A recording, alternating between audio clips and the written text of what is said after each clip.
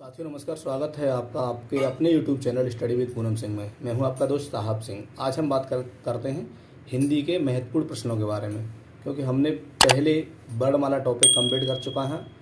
अब हम वर्णमाला से संबंधित महत्वपूर्ण प्रश्नों के बारे में बात करेंगे, जो कि आपको कहीं न कहीं किसी न किसी मोड पर किसी न किसी एग्जाम में ज़रूर हूबहू दिखेंगे।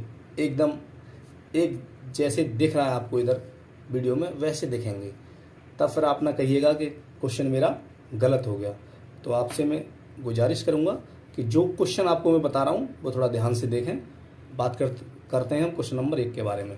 निम्नलिखित में से कौन सा व्यंजन संघर्षी है? तो option number A Jha, option number 1 Jha, option number 2 ठा, ऑप्शन नंबर 3 हा, ऑप्शन नंबर 4 माँ। तो इसका राइट आंसर होगा हा। जो हमारा ये हा वर्ड है ये संघर्षी है। संघर्षी व्यंजन जो हमने आपको पढ़ाया था उसमें साफ साफ बताया था। अब बात करते हैं क्वेश्चन नंबर 2 के बारे में। निम्न में से कौन सा वर्ड अघोष है? निम्न में से कौन सा वर्ड अघोष है? ऑप्शन नंबर 1 चा, ऑप्शन नंबर 2 जा, option number 3 Jha, option number 4 डा। तो इसका राइट आंसर होगा ऑप्शन नंबर चा, ऑप्शन नंबर पहला इसका राइट आंसर होगा। तो अघोष वर्ड हमने आपको पढ़ाए हैं, सघोष वर्ड हमने आपको पढ़ाए हैं। अघोष वर्ड जो हैं होते हैं वो प्रत्येक वर्ग के पहले दूसरे वर्ड और तीनों सकार, और ये टोटल मिला के 13 व्यंजन हो जाते हैं। तो प्रत्येक वर्ग का पहला दूसरा वर्ड और तीनों सकार, यानी तालव्य सा जिसे हम बोलते हैं, और मूर्धन्य सा और दंत्य सा, तीनों सा होते हैं। उनको हम क्या बोलते हैं? अघोष वर्ड कहते हैं। यानी पहला दूसरा वर्ड प्रत्येक वर्ग का। तो चा वर्ड पहला है चा वर्ग का, इसलिए हम इसको क्या बोलेंगे? अघोष वर्ड बोलेंगे। अब दूसरा क्वेश्चन है, तीसरा क्वेश्चन, निम्न में से कौन सा वर्ड अघोष है? तो इसमें भी ऑप्शन नंबर ए का, ऑप्शन नंबर बी गा, और ऑप्शन नंबर 3 घा, ऑप्शन नंबर 4 जा। तो 1 पे का है, 2 पे गा है, 3 पे घा है और 4 पे जा है। तो पहला इसमें कौन सा आता है? क वर्ग का का, तो इसलिए क्या है? अघोष वर्ड है। अब बात करेंगे निम्न में से कौन सा संयुक्त व्यंजन नहीं है? अब 3 तो इसमें संयुक्त व्यंजन है, 1 नहीं है। तो ऑप्शन नंबर 1 छ, और ऑप्शन नंबर 2 ये सा मूर्धन्य सा है, ऑप्शन नंबर 3 त्र, और ऑप्शन नंबर 4 स्र। तो ये जो है ये भी आपका संयुक्त व्यंजन है, का और मूर्धन्य सा से, यानी इससे मिलके बना है, और त्र यानी ये ता और रा से मिलके बना है, और स्र ये इचु ऐसा नाम तालु यानी तालव्य सा और रा से मिलके बना है। तो ये जो हमारा मूर्धन्य सा है ये हमारा संयुक्त व्यंजन नहीं है। अब बात करते हैं क्वेश्चन नंबर 5 के बारे में। निम्न में से अल्प प्राण व्यंजन कौन सा है? तो अल्प प्राण और महाप्राण के बारे में हम पहले आपको बता चुके हैं। अल्प प्राण में क्या होता है कि प्रत्येक वर्ग का विषम वर्ड, यानी पहला, तीसरा, 5वां, ये वर्ड कौन से होते हैं? अल्प प्राण होते हैं। और अंतस्थ व्यंजन और सभी स्वर, ये मिला के 30 वर्ड होते हैं, तो ये अल्प प्राण होते हैं। अब महाप्राण की बात आती है तो महाप्राण में क्या होता है कि तीनों सा और वर्गों के सम वर्ड, यानी दूसरा और चौथा वर्ड प्लस हा, ये 14 वर्ड होते हैं, ये महाप्राण होते हैं। तो अब निम्न में से अल्प प्राण व्यंजन कौन सा है? तो अल्प प्राण के लिए हमने बताया था पहला, तीसरा और 5वां। तो ऑप्शन नंबर 1 ये है खा, ऑप्शन नंबर 2 गा, ऑप्शन नंबर 3 घा, ऑप्शन नंबर 4 ठा। तो ख दूसरे पे आता है और ये गा तीसरे पे आता है, क वर्ग का तीसरा वर्ड, इसलिए एक अल्प प्राण होगा। अब हम बात करते हैं क्वेश्चन नंबर 6 के बारे में। तो क्वेश्चन नंबर 6 के बारे में क्या लिखा हुआ है कि कौन से शब्द में र व्यंजन नहीं है? कौन से शब्द में र व्यंजन नहीं है? तो ऑप्शन नंबर ए मात्रा, ऑप्शन नंबर 2 मूर्धा, ऑप्शन नंबर 3 क्रम, और ऑप्शन नंबर 4 मातृभूमि।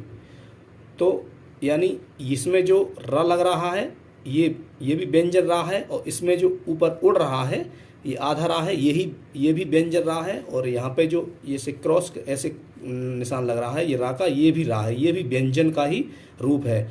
और जो ये मातृभूमि में जो रा है ये रिरी की मात्रा है, यानी जो आपने पढ़ा होगा ये जो रिरी होता है इस तरीके से, तो ये जो है ये मात्रा, ये जो है ये स्वर है। रिरी किस में आता है? स्वर में आता है, तो ये स्वर रूप है। ये कौन सा रूप है? स्वर रूप, इसलिए ये व्यंजन रूप नहीं है। तो क्वेश्चन में ये भी पूछ लिया जाता है कि रा का स्वर रूप कौन सा है, तो ये वाला स्वर रूप है। अब बात करते हैं क्वेश्चन नंबर 7 के बारे में। प्रमेय पूर्ण बड़ है, प्रमेय पूर्ण बड़ है, तो ऑप्शन नंबर 1 पा है, ऑप्शन नंबर 2 रा है, ऑप्शन नंबर 3 ये दोनों हैं, ऑप्शन नंबर 4 कोई नहीं। तो इसमें पूर्ण बड़ जो होगा रा होगा, क्योंकि पा आधा है और रा पूरा है, इसलिए तभी तो प्र है, तभी तो प्र बना है। जो पहले पा बोला जाएगा वो आधा है, दूसरा वाला है रा वो पूरा है। अब बात करते हैं क्वेश्चन नंबर 8 के बारे में। र और माँ का रूप कौन सा है, यानी र प्लस माँ ये मिलाएंगे तो क्या बनेगा, यानी इसका रूप क्या है सही सही। तो यानी ये मर है, तो इसमें तो रीढ़ी की मात्रा साफ साफ दिखाई दे रही है आपको ऑप्शन नंबर 1 में। ऑप्शन नंबर 2 में ये रा यहाँ उड़ रहा है, तो ये रा का रूप है यहाँ पे। अब ये जो तीसरा है इसमें ऊपर रा उड़ रहा है, ठीक है, और चौथा है इनमें से कोई नहीं। तो ये जो साफ साफ दिख रहा है ये हलंत लग रही है आपकी यहाँ पे, ये आधा रा है, ये वाला आधा रा है। तो जब आधा रा होता है तो वो ऊपर हमेशा उड़ाया जाता है। कहाँ पर उड़ाया जाता है, ऊपर। तो इसलिए इस क्वेश्चन का ऑप्शन नंबर 3 ये वाला राइट आंसर होगा। अब बात करते हैं क्वेश्चन नंबर 9 के बारे में। तो क्वेश्चन नंबर 9 में क्या है, शब्द की सबसे छोटी इकाई कहलाती है। ये बहुत मोस्ट इंपोर्टेंट क्वेश्चन है, यानी ये एग्जाम में जरूर आपको मिलता है। तो इसका ऑप्शन नंबर 1 होगा स्वर, ऑप्शन नंबर 2 वर्ड है, ऑप्शन नंबर 3 व्यंजन, ऑप्शन नंबर 4 अयोगवाह। तो इस क्वेश्चन का जो राइट आंसर होगा वर्ड, यानी शब्द की सबसे छोटी इकाई क्या होती है, वर्ड कहलाती है। वर्डों के मेल से ही तो शब्द बनता है। अब हम बात करते हैं क्वेश्चन नंबर 10 के बारे में। तो क्वेश्चन नंबर 10 में क्या है कि य र ल व किस प्रकार के व्यंजन हैं। ये भी क्वेश्चन सीधा सीधा मिलता है। ऑप्शन नंबर 1 ऊष्म व्यंजन है, ऑप्शन नंबर 2 अंतस्थ व्यंजन है, ऑप्शन नंबर 3 स्पर्श व्यंजन है, ऑप्शन नंबर 4 अयोगवाह है। मैंने आपको ऊष्म व्यंजन भी पढ़ाया है, यानी ऊष्म व्यंजन 4 होते हैं, तीनों सा और हा, और अंतस्थ व्यंजन य र ल व ये अंतस्थ व्यंजन होते हैं, और स्पर्श व्यंजन 25 होते हैं, यानी क वर्ग, और जो जितने भी 5 वर्ग होते हैं वो स्पर्श व्यंजन में आते हैं। अब अयोगवाह की बात करेंगे तो अयोगवाह में छोटी अंग अनुस्वार बोला जाता है, बड़ी अंग को विसर्ग बोलते हैं, वो दोनों अयोगवाह कहलाते हैं। अब क्वेश्चन नंबर 11 क्या है, ह्रस्व व दीर्घ इनमें से किसके प्रकार हैं। ह्रस्व और दीर्घ इनमें से किसके प्रकार हैं। तो ऑप्शन नंबर 1 स्वर, ऑप्शन नंबर 2 व्यंजन, ऑप्शन नंबर 3 वर्णमाला, ऑप्शन नंबर 4 संयुक्त व्यंजन। तो इसका सही आंसर होगा स्वर, क्योंकि ह्रस्व और दीर्घ ये स्वर के ही प्रकार होते हैं। अब बात करते हैं क्वेश्चन नंबर 12 के बारे में। इनमें से कौन सा ऊष्म व्यंजन है। अब ऊष्म व्यंजन के बारे में पहले आपको बताया, अभी तुरंत मैंने आपको बताया था कि तीनों सा ऊष्म व्यंजन में आते हैं। तो ऑप्शन नंबर 1 य, ऑप्शन नंबर 2 प, ऑप्शन नंबर 3 स, और ऑप्शन नंबर 4 ट। तो इसका राइट आंसर होगा ऑप्शन नंबर 3 स। अब बात करते हैं, ये क्वेश्चन आ गया उच्चारण स्थान से संबंधित है। तो क्वेश्चन नंबर 13 है, ए के उच्चारण स्थान का नाम है तालव्य, दंत्य, कंठोष्ठ्य और कंठतालु।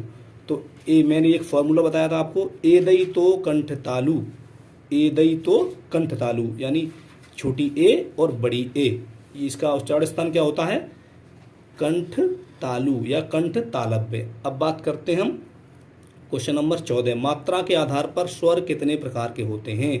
तो ऑप्शन नंबर 1 2 प्रकार के, ऑप्शन नंबर 3 ऑप्शन नंबर 2 3 प्रकार के, ऑप्शन नंबर 3 4 प्रकार के, ऑप्शन नंबर 4 5 प्रकार के।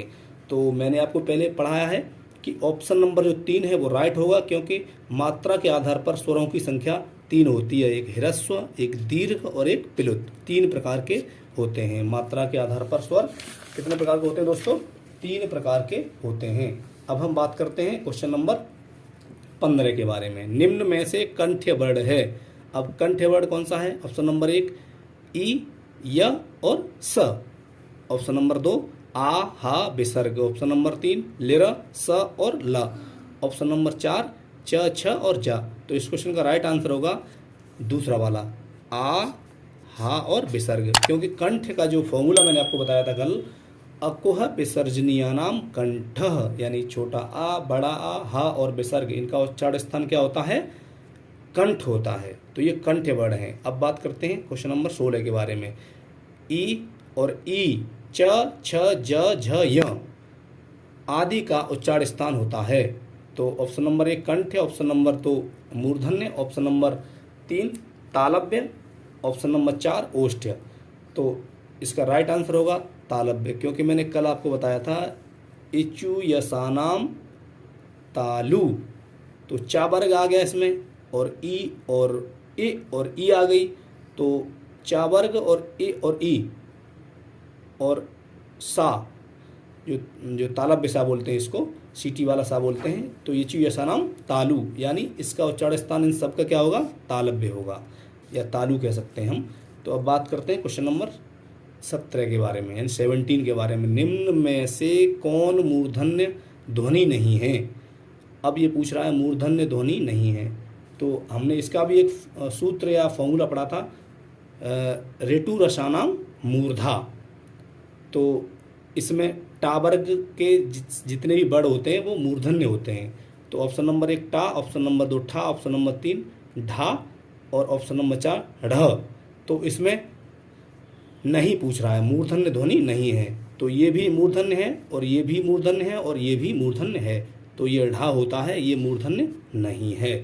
अब क्वेश्चन नंबर 18 अर्ध स्वर हैं, ये भी बहुत यानी महत्वपूर्ण प्रश्न है, ये जरूर पूछा जाता है अर्ध स्वर, यानी ऑप्शन नंबर ए इसका सही आंसर होगा, या और वाह, ये अर्ध स्वर कहलाते हैं। अब बात करते हैं 19 क्वेश्चन नंबर 19 के बारे में। निम्न में से अंतस्थ व्यंजन कौन सा है?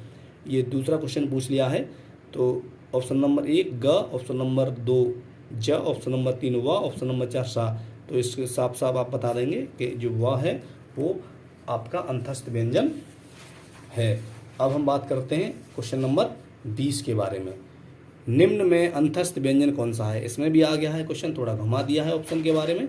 तो ऑप्शन नंबर 1 ग, ऑप्शन नंबर 2 ज, ऑप्शन नंबर 3 य, ऑप्शन नंबर 4 सा। तो इसका राइट आंसर होगा ऑप्शन नंबर 3 य। अब बात करते हैं क्वेश्चन नंबर 21, यानी निम्न में से घोष वर्ड कौन सा है? तो घोष वर्ड हमने आपको बताया है पहले भी, ऑप्शन नंबर 1 जा, ऑप्शन नंबर 2 का, ऑप्शन नंबर 3 चा, ऑप्शन नंबर 4 टा। तो जो घोष वर्ड होता है उसमें प्रत्येक वर्ग का तीसरा, चौथा, पांचवा वर्ड होता है, और अंतस्थ व्यंजन और हा और सभी स्वर मिला के सारे घोष वर्ड कहलाते हैं। तो च, छ, ज, यानी तीसरा वर्ड है ये जा, तो ये इसका राइट आंसर होगा। अब क्वेश्चन नंबर 22 के बारे में बात करेंगे। हिंदी की स्पर्श घोष महाप्राण ओष्ठ व्यंजन ध्वनि है। तो ऑप्शन नंबर 1 भा, ऑप्शन नंबर 2 ठा, ऑप्शन नंबर 3 जो है ऑप्शन नंबर 3 है ये, ऑप्शन नंबर 3 था, ऑप्शन नंबर 4 ह। तो इसका राइट आंसर होगा भ। जो भ वर्ड है वो घोष भी होगा, महाप्राण भी होगा और ओष्ठ व्यंजन भी होगा। अब बात करते हैं ओष्ठ क्यों होगा? क्योंकि उपु पद्मानियनाम ओष्ठौ, यानी पा वर्ग में आता है, इसलिए ये घोष वर्ड होगा। अब महाप्राण क्यों होगा? क्योंकि महाप्राण में सभी समवर्ग सम जो वर्ड होते हैं वो महाप्राण में आते हैं। तो चौथे नंबर पर आता है प, फ, ब, भ, म, चौथे नंबर पर आता है, इसलिए ये महाप्राण होगा।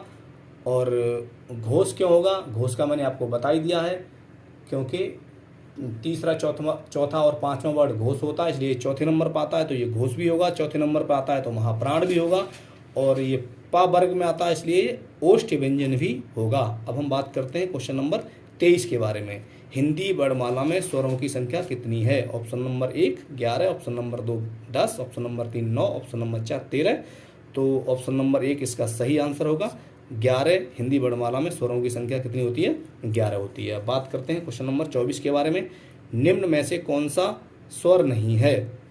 तो ऑप्शन नंबर 1 अ, ऑप्शन नंबर 2 उ, ऑप्शन नंबर 3 जो है ये थोड़ी मिस्टेक हो जाती है, एक तरीके से प्रिंटिंग मिस्टेक कह सकते हैं हम इसे। ऑप्शन नंबर 3 ए, ऑप्शन नंबर जो यानी जो 4 है इसको हम अंगा पढ़ेंगे, या ऑप्शन नंबर 4 को क्या पढ़ेंगे? या पढ़ेंगे। तो ये स्वर नहीं है, ये व्यंजन में आता है, ये जो वर्ड है वो व्यंजन में आता है। अब बात करते हैं क्वेश्चन नंबर 25 के बारे में। प, फ, ब, भ, म ये व्यंजन है, यानी इनका उच्चारण स्थान है। तो मैंने आपको अभी बताया था कि उपु पद्मानियनाम ओष्ठौ, यानी जो पा वर्ग में जितने भी व्यंजन आते हैं उनका उच्चारण स्थान ओष्ठ्य होता है। ऑप्शन नंबर 1 में दंत दे रखा है, 2 में ओष्ठ दे रखा है, 3 में तालव्य दे रखा है, 4 में आपको कंठ दे रखा है। तो इसका राइट आंसर होगा ओष्ठ्य, यानी ओष्ठौ। जो मैंने आपको बताए हैं, जो फॉर्मूले मान लो या उन्हें सूत्र मान लो, वो कहीं भी किसी भी क्वेश्चन को आपके उच्चारण स्थान में अगर वो आता है तो गलत नहीं होने देंगे। यदि आपने उनको एक बार पढ़ लिया, देख लिया, याद कर लिया तो आपका क्वेश्चन उच्चारण स्थान वाला कभी भी गलत नहीं हो सकता। और वर्णमाला से किसी भी एग्जाम में, चाहे वो सुपर टेट का हो, चाहे वो यूपी पुलिस का हो, चाहे वो यूपी SSC BDO का हो, जहाँ पर सिलेबस दे रखा होगा, वर्णमाला टॉपिक होगा, वहाँ पर वर्णमाला में से 1-2 प्रश्न जरूर आते हैं। तो मैं आपको सजेस्ट करूँगा कि जो हमारा वीडियो है इसको देखिए और अच्छा लगे तब लाइक ज़रूर करिए, कमेंट करके बताइए और शेयर भी करिए, और हमसे जुड़ने के लिए हमारे चैनल को सब्सक्राइब करिए। साथियों नमस्कार, धन्यवाद।